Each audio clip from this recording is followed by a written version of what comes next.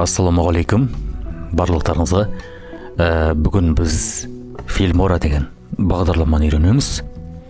Бұл видеоға арналған, монтаж жасауға арналған бағдарлама, өте ыңғайлы, ішінде барлығы түсінікті. Бірінші біз интернетке кіресіздерде Filmora деп жазасыздар. Мұнда 2022-де жазылып тұр, бірақ сіздер компьютерлеріңізді қараңыздар. Сіздерде компьютерлеріңізде осының барлығын көтере ме бағдарлама? Мұнда жазылып қойған міне 8 гигабайт оперативная память болу керек. Осының барлығы компьютерге жараласа, онда осыны жүктеп орната беруге болады.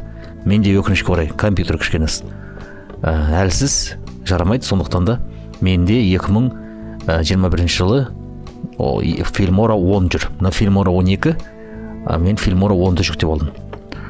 Мен оны орнаттым. Мені орнатасыздар. Орнатқанның ішіне кіргеннен кейін осындай бірнеше әйнектер ашылады. Енді бірінші әйнек ол само собой барлықтарыңызға түсінікті. Бұл жерде файлдарды аласыздар. Болмаса файл мынау кезден импорт жасап, тікелей осы жерден барып файлды тыңдауға болады. Болмаса, мысалы әйнектің бетінен аласыздар. Әйнектің бетінен қазір мен бастым. Загрузка жүріп жатыр. Компьютерімде өте көп файл, сондықтан осылай көп ойланады. Міне осылай сұрайды. Сұрағаннан кейін өзіңіздің компьютеріңізді таңдайсыз. Мысалы мен есімім. Менің папкам Ербол, міне Қаратаев Ербол, кіресіздер. Керекті видеоңызды таңдағаннан кейін, мысалы менің папкам деп тұр. Осының ішінен бір видеоны таңдайық. Мысалы, машина туралы видео, соны басамыз. Бұл қазір осы жерге импорт жасалады. Осы жерге келеді. Міне келді. Енді бұл бейнені біз мұнда қоямыз. Мұнда сұрап тұр. Разрешение или частота кадров медиа не совпадают с текущим настройком проекта, изменить настройки проекта для соответствия. Менікі ескі нұсқа болғандықтан әлі де 4К-ны көтермейді екен. Мынау видео 4К-ға түсірген. Сондықтан да изменить деп басамыз. Бұны енді өзінің программаның настройкасына орай 1080-ге ауыстырып тастайды осылай кадрын. Кішкене качествосын түсіреді. Енді сіздердің ноутбуктарыңыз мықты болса, онда жаңағындай 2022 жылы шыққан Filmora 12-ні жүктеп алыңыздар. Сосын әрі қарай әрбір видеоға өзің басқаннан кейін мұнда бірнеше нүктелер, бірнеше былай нұсқалар шығады. Не істеу керек? Мұнда өшіру керек, мұнда кадр жасайсыздар, обрезать деп. Яғни былай қысқартасыз ба, болмаса басқа шалдырасыз ба, оны өздеріңізге бассаңыз былай. Осы көрсетейін, осылай шығады міне. Пропорцияны өзгерту болады, мына өзін таңдап. Міне 9:6 қылдырасыз. Собственный десеңіз, яғни өзіңіз қалауынша өзгертесіз. Әрі қарай мынау ұзақтығы скорость енді. Скорость деген, яғни бассаңыз тез жүреді, болмаса ақын жүреді, оны барып бүкіл жерде түсінікті. Сосын мына өзде видеоға арналған, түсін бояуға арналған инструменттер. Коррекция цвета, анау-мынау, соның барлығын бұл жерде көрсетеді. Коррекция цветаны таңдасаң, қазір қойыла ма, қойылмай ма көрейік. Күтейік.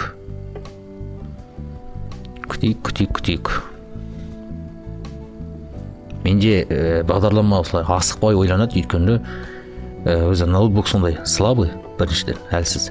Екіншіден мен ноутбугымда файлдар өте көп.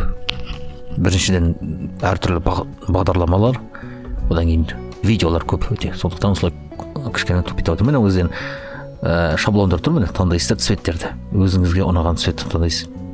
Көп міне. Болмаса регулировка бойынша өзіңізге ұнайтын цветті істеп, соны сақтап қойасыз шаблон етіп. Сосын әрдайым қолданасыз. Әрі қарай мен өзде хромакей бар. Зеленый экран. Яғни бір жерде әр жағынан жасыл фон болса, оны алып тастауға болады деген сөз ғой. Оны барлықтарын білесіздер енді. Кейін өзінің настройкалары болады. Бұны былай мынаны 2 рет бассаңыз мына видеоны. Міне осылай кіреді. Мына видеоның өзінен мышканың сол жағын 2 рет бассаңыз, тағы да видеоның настройкасына кіреді. Міне тағы бірнеше тұр.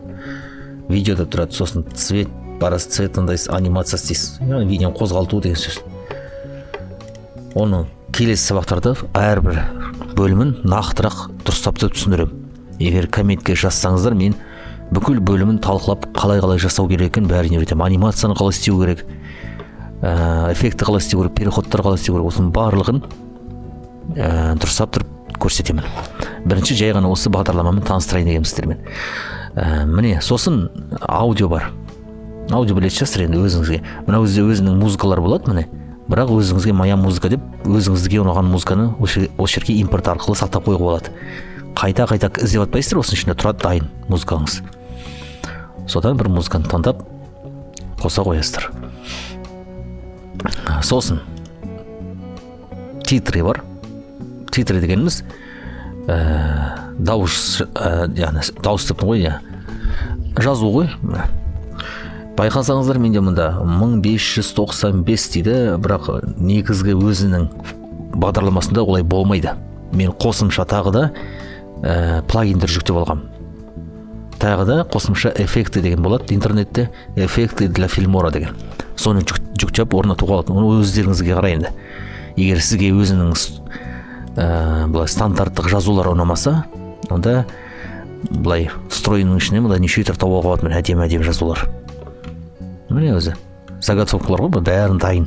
Тек қана атын өзгерте салсаңыз, сізге бәрін әдемі істеп береді екен. Солай өзіңізге орнатуға болады. Бұл целый пактың бәрін. Әрі қарай переход, міне.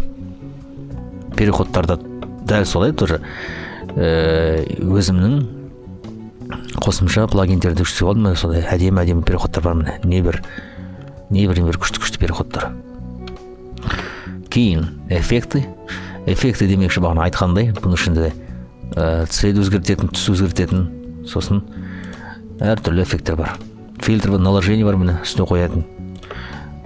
Утилиты бар, міне, міне, осылай істейтін. Маска қалдырады. Лут бар отдельно. Лут деген білетін шығарсыздар енді. Не екен? Кейін элементтер бар. Элемент деген қосымша мынандай кейбір знактар қояды ғой былай. Мысалы эмодзи қояды біреулер, смайлик қояды. Сол сияқты ғой, міне, сондай сияқты міне. Значки, міне. Біреулер жаңа интернеттен подписаться бірдеңеге деп іздеп атады ғой. Мұнда бәрі соның барлығы бар. Барлығы бар. Мысалы қарап көздейік, міне. Медианы кіреміз ішіне. Соның ішіне былай іздеп кинематограф деп таба алсаңыздар, міне киноға қатысты бүкіл видеолар бар. Сосын подписка на канал деген таба алсаңыз, міне подписка на канал барлығы бар. Бұны алып, бүйтіп мұнда қоя салсаңыз, видеоны бассаңыз, міне бірге қосымша жүреді екен, міне. Достар, міне бір біздің подписка канал жүреді өзі. Өзі шықты, и өзі басады. Қосымша біз подписка деген жазуды іздеп жатпаймыз. Әрі қарай міне элемент істедік, енді сплит экран деген бар. Бұны түсіндіріп өтейін, не нәрсе екен. Бұл егер де сіз киноға бір шолу жасасаңыз, болмаса киноларда актерларды салыстыратын болсаңыз, сравнить етіп, жас кезінде қандай болды, кәрі кезінде қандай болды деген. Бұл сондай жерге арнаған әдемі бір сондай функция. Болмаса бір видеоны алып бірнеше бөлімге салып, түстерін бояп, қызықтырып істеңіз келеді. Мысалы, мұнда тек қана 1-2 емес, 3-ке бөлуге болады, 4-ке бөлуге болады. Мұнда тіпті 5-ке бөлуге болады екен. Көп 6-ға дейін бөлуге болады міне. Бұл деген кісілерге түсіндірейін, қалай қызық болсын. Үстіне қойдық міне. Сосын мұнда қойғаннан кейін сұрап жатыр міне. Міне, әрбір бөлімге басып тұрып, міне көрдіңіздер, басқанда выделять етіледі. Мына өзге 6 видеоңызды дайындап қоясыз да, әрбір бөлімге бүйтіп лақтырып отырасыз бетіне. Бетіне лақтырып отырасыз. Оны кейін басқа сабақтарда дұрыстап тұрып түсіндіремін. Сонда сіздің бір видеоңызды қайта лақтыру арқылы 6 окошкадан жүргізуге болады. бәрі соответственно бірге болды. Болмаса әртүрлі видео істеңіз. Бір видео емес. Болмаса әртүрлі 6 видео салып, әр окошкада әртүрлі видео жүріп тұрсын. Солай да жасауға болады. Достар, осымен бүгінгі сабақ бітті міне. Мен келесі сабақтарда барлық бөлімді дұрыстап тұрып анық түсіндіретін боламын. Аманшылықпен кездескенше.